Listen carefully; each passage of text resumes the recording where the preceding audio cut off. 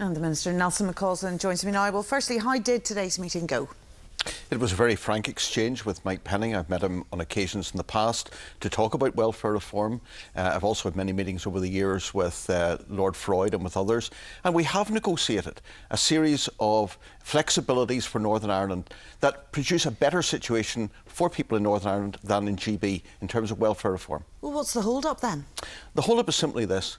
We cannot take this through the Assembly without going through the Executive, and Sinn Fein are not prepared to move forward on this without constantly delaying. I bring this up again and again at executive meetings, every opportunity it's raised, but they're trying to bury their head in the sand. And as I listened to Alex Maskey there, it was trying to put a gloss on the fact that Sinn Fein just simply cannot accept this. They're trying to conceal the fact that their party is in disarray over the issue of welfare reform. But a lot of their constituents would be the ones that would have the massive negative impact. Surely you have to take that into consideration. And that's why right from the start, as soon as I came into the department, I set about ensuring that we had flexibilities and arrangements, especially for Northern Ireland, that mitigated the worst effects of welfare reform.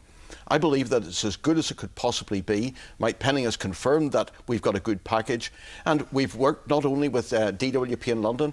I've talked to the Finance Minister, with OFM, with DFM. We've talked to Sinn Fein about this. There's a series of proposals there which would be the very best that you could get, and people in England, when they hear about this, will be really envious of the fact that we've had such a good deal for Northern Ireland. Ultimately, you have to get Sinn Fein on board. How are you going to do that? Well, the message was very clear this morning, that there is a financial penalty. It starts off at £5 million a month, and this grows not only 5 up to 60 at the end of a year, but it grows exponentially after that, not below until you're up to 200 and 300 million. The other danger for them is this, that by burying their heads in the sand, they're endangering some of the most vulnerable people in our society, because very soon we'll get to the point where the IT system that delivers welfare will not be able to operate in Northern Ireland, and the vulnerable people will be penalised because of the intransigence of Sinn Fein. Are you damned if you do and damned if you don't? Well, I'm determined to get the best outcome for the people of Northern Ireland, and I've been working hard on that for 2 years. I want to see it through, and we'll keep at it.